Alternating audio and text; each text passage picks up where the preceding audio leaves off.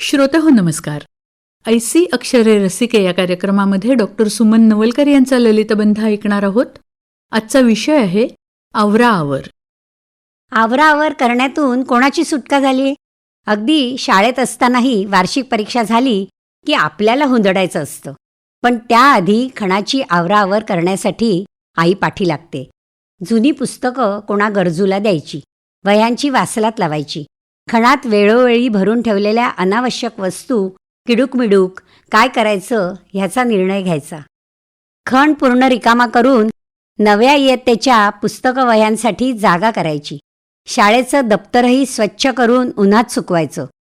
तेव्हा कुठे सुट्टीची मजा अनुभवण्यासाठी आपण मोकळे होतो. गृहिणी म्हटलं की आवराआवर रोजच्या रोज करावी लागते.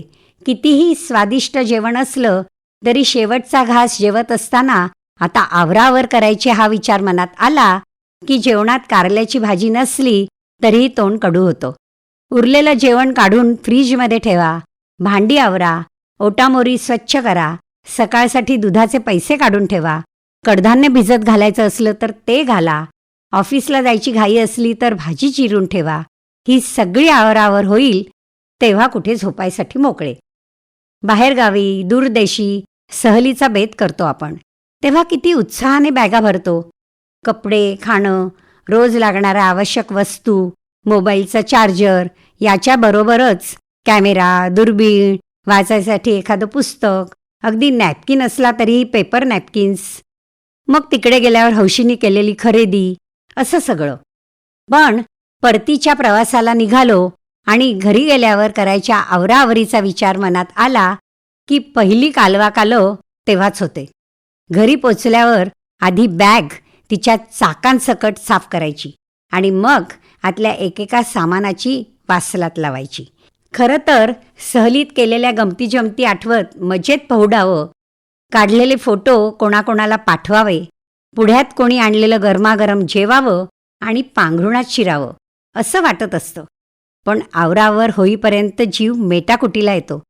समजा आपलं घर लग्नघर असेल तर कपडे, खाद्यपदार्थ, देण्याघेण्याच्या वस्तू अशी खरेदी उत्साहात होते. घरची मुलगी सासरी जायची असो किंवा घरात नवीन सून यायची असो, पाहुण्यांची गजबज, उठबस सगळं आनंदात पार पडतं. पण सोहळा आटपल्यावरची आवराआवर खूप थकवणारी असते. आपल्याच घरात आपणच पाहुणे असल्यासारखं वाटायला लागतं. एकही वस्तू जागेवर सापडत नाही. उत्साहात केलेली खरेदी आता कशी आणि कुठे ठेवावी असा प्रश्न पडतो.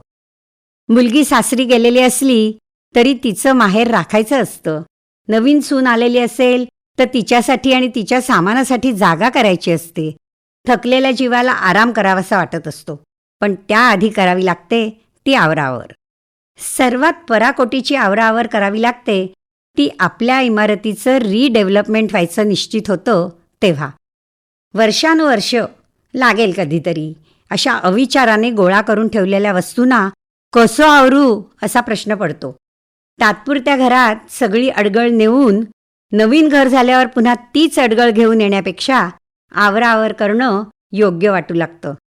मग आपण निश्चय करतो की यापुढे रोजची अडगळ रोज हातावेगळी करायची. पण ती अडगळ आहे हे लक्षात येण्यापूर्वी पुन्हा आवराआवर करायची वेळ कशी येऊन ठेपते कोणास ठाऊक. आवराआवर. डॉक्टर सुमन नवलकर यांचा ललितबंध आत्ताच आपण ऐकला ऐसी अक्षरे रसिके या कार्यक्रमामध्ये. या कार्यक्रमाला निर्मिती सहाय्य केलं होतं पूर्वा राणे यांनी आणि सादरकर्त्या होत्या ज्योत्स्ना केतकर. आणि याचबरोबर आजचा कार्यक्रम संपला. पुन्हा भेटूया उद्याच्या भागात. नमस्कार.